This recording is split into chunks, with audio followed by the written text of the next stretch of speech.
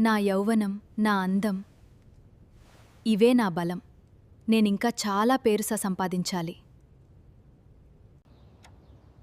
అమ్మా, నీ జీవితాన్ని ఇప్పుడే దేవునికి అర్పించు.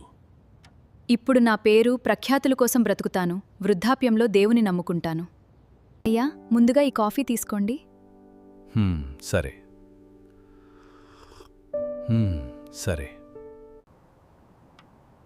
అమ్మా, ఈ మిగిలిన కాఫీ నువ్వు త్రాగమ్మా. ఏమిటిది? మీరు సగం త్రాగిన కాఫీ నాకొద్దు. దాన్ని అవతల పారవేయండి. అమ్మా, మీరు సగం త్రాగిన ఈ కాఫీని వద్దంటున్నారా?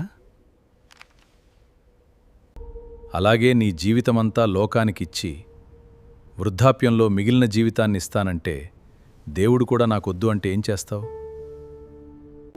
అయ్యా, నిజమే. నేను నా జీవితాన్ని వృధా చేస్తున్నానా?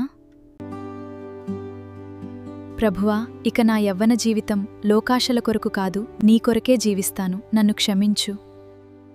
ప్రియమైన సోదరా, మనలో చాలామంది దేవునితో ఒక మాట చెప్పకుండా మనసులో ఇలా అనుకుంటుంటాం: ప్రభువా, ఇప్పుడు నా యవ్వనం నాది, నా కోరికలు నావి, నా సమయం నాది, నా జీవితం నాది. ఇప్పుడున్న జీవితాన్ని నేను ఆస్వాదిస్తాను. తర్వాత వృద్ధాప్యంలో నీ దగ్గరకు వస్తాను.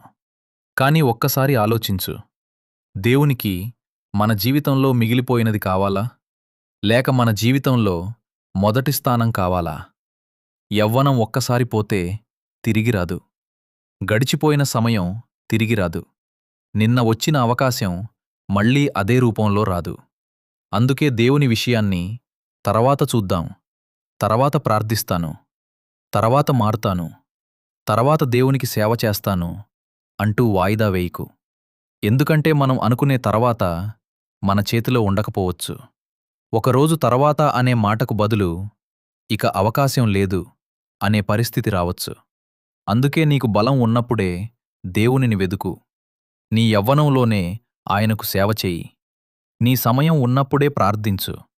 నీ హృదయం మృదువుగా ఉన్నప్పుడే ఆయన స్వరాన్ని విను. నీ జీవితం నీ చేతుల్లో ఉన్నప్పుడే దాన్ని ఆయన చేతుల్లో పెట్టు.